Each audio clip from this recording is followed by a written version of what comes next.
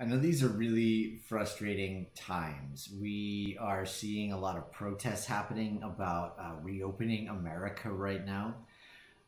People have kind of had it, and people are very frustrated. And we're up against something, the cause for this is not like that somebody can just flip a switch or change their mind and suddenly this is over, right? This is something that we're dealing with that is in nature, is in science, is beyond their human control, and that's a little hard to get our heads around. This afternoon I was walking down the street and somebody was talking into the phone about like, how is it possible that a hair salon is open in Atlanta and it's not open here in LA?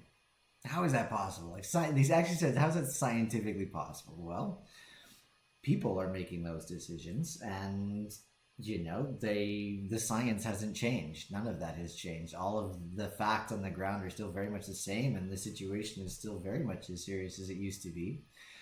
But there are things that we can do about that. We can't change that, but there are some things that we can change, and this is, in the situation, like, I feel really powerless about it right now, and I'm sure that you feel really powerless about it right now. And I know a lot of people feel really powerless about it right now because they're protesting all across the country. They're bringing guns into state legislators, and here, even just in LA, there were big protests as well. So, this is an issue, but there's a way to get past it, and so we'll talk about it. We'll talk about how computer coding actually helped me figure one of these things out. So I'm Owen. Thank you so much for joining today. I really appreciate you stopping by. As always, I hope that you will subscribe. If you are watching on YouTube, subscribe below, hit that button. And I would love, if you like what we're talking about, for you to get your free copy of How to Unlock and Unleash Your Superpower. It's your guide to go from scarcity to abundance. It is for free. Just visit owenjward.com. Tell me where to send it, and I'll get it right to you. I just put a link here in the chat so that you can do that. So, okay, so what does learning computer code have to do at all with getting, claiming your power, right? Getting your power back when you feel powerless, or taking back control.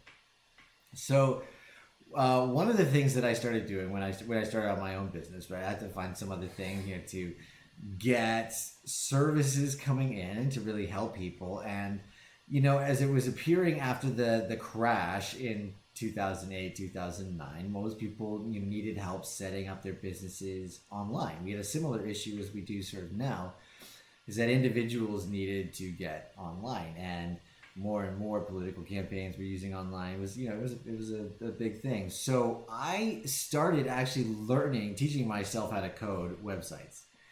It was something that I hadn't done before when I was in the corporate world, but now that it was just me, I've got to learn how to do it. So I started learning how to code websites and code HTML. And it was definitely a brand new way of thinking. Computers do not think necessarily the way that we do, even though we make them. And I remember a project very early on when I had just started that really pushed my initial skills to the limit at the time. It took a whole day. It took a whole day for us to make for me really with this client, to make very simple changes to this site. Now I could do in 15 minutes. But the whole time, I got so frustrated because I would look up how the code works and how to do it. And I would plug it all in, and then it would come out looking funky, or it wouldn't do what it was supposed to do. And I would get so mad. I would get so angry. I'm like, why aren't you doing what I have told you to do? Why aren't you doing exactly what it is that I've said to do? I had an intention. I wrote it the way that I thought it needed to be to make that happen, and then it didn't happen. And it made me so angry. I would yell at the computer. I would get up. I would have to stop working. I would get so angry. Why am I telling it to do this and it's not working? I'd be like, this is broken. This is not working. There's something wrong with the system, and I can't get the answer that I need, and I can't make it do what I need because I'm doing everything right, and this just isn't working. Now, the problem with yelling at a computer is that a computer doesn't have any emotions, nor does it understand emotions, right? I mean, maybe someday they will, and then we'll have Skynet, but that's a different conversation and video. But they don't have any emotions. So I can yell at the computer all I want, but it's not going to change anything. It continues to kick out the same result. And over time, what I started to realize is that it was, in fact, 99.999%, in fact, if not almost 100 or 100% of the time, my fault. In the way that I wrote the code, I had thought that positioning it in a certain way would achieve the result that I wanted. But I was coming at it in a way that wasn't making sense to the computer, or wasn't making sense to the computer in the same way that it was making sense to me.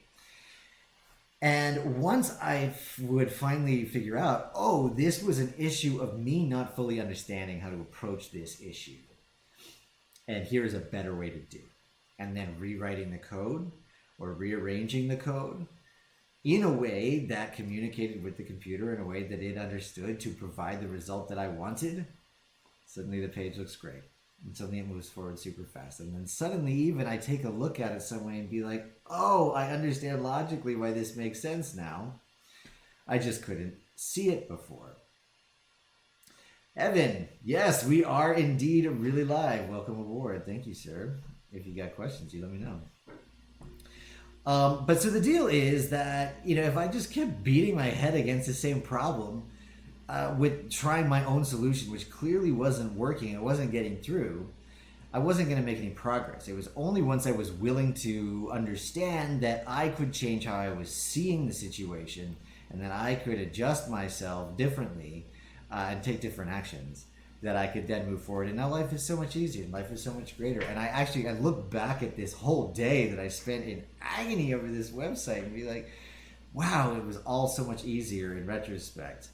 So think about it right now, right? Like, we have these protests that are going on about reopening America. People are furious. They're angry. They are trying so hard to fight against something that is really not something that any of us can control, right? So if you're in a situation right now where you are feeling powerless, you feel like you don't have any control, you feel like everything is happening to you, and especially if you are feeling angry and really mad and upset about that, and you're not feeling good about it, here's what you're going to do to find the control again and to get that back in your life. So first of all, step number one, stop trying to blame. Stop trying to blame, okay? Usually when I feel like I'm out of control or I'm not the one in control, I'll start to say it's somebody else's fault. Feeling out of control, usually there's somebody who has taken your control from you, or that's the story you're telling yourself. It's the story that I tell myself. And that's what fuels a lot of those really, really awful feelings for a couple reasons. One, if you start blaming others, then it spits some pretty negative crap out into the universe. It puts negative crap in your mind, and it puts something negative in between you and somebody else. Somebody else that's probably, in your life or present in your life one way or another. And it just keeps that negative juju around in your life, and you don't want that. But the real problem with blame is that the one person who gets blamed the most, always, anytime you start trying to blame somebody, this person always gets blamed more, and it is yourself. It is yourself. Whenever I'm blaming somebody else for something, it's because I'm trying to cover up a shame that I'm blaming myself around, right? Why do we have a need to blame anybody else for a problem?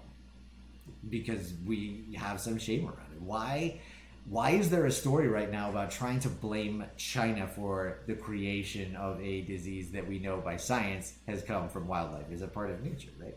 Because we might feel ashamed that we are not in control, that this has awakened us all up to the fact that, yeah, we are at the mercy of the powers of nature around us. And that is a humbling experience for anybody who has felt like they have been completely in control this whole time. So if you are trying to blame other people, then you're going to end up blaming yourself. And that feels terrible. It just feels awful, right?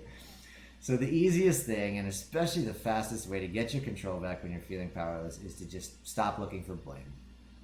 Just stop doing it. There's here and there's here and how you go forward. That's pretty much it. So on that note, the second piece in all of this is to let go of what is bugging you. Let go of what's bugging you. An example of this, there's a video, I posted it up on my social media here today. I think you can take a look at it. But there was a protest here in LA where a bunch of local business owners got together and other activists and had this big protest, not socially distant, I might add, at the LA City Hall. And in this news piece about it, there was a gym owner who was complaining, saying, my business is not going to survive, unless I'm allowed to reopen it. And I look at this and I think, here's a business owner. I've seen so many creative businesses. There's a restaurant that's just up the street from me here, up on Sunset Boulevard here in West Hollywood, that it couldn't be a restaurant any longer, but it turned itself into a grocery service because it had food, it had place, and it knew that that's what people really needed. So, oh hey Karma, what's up?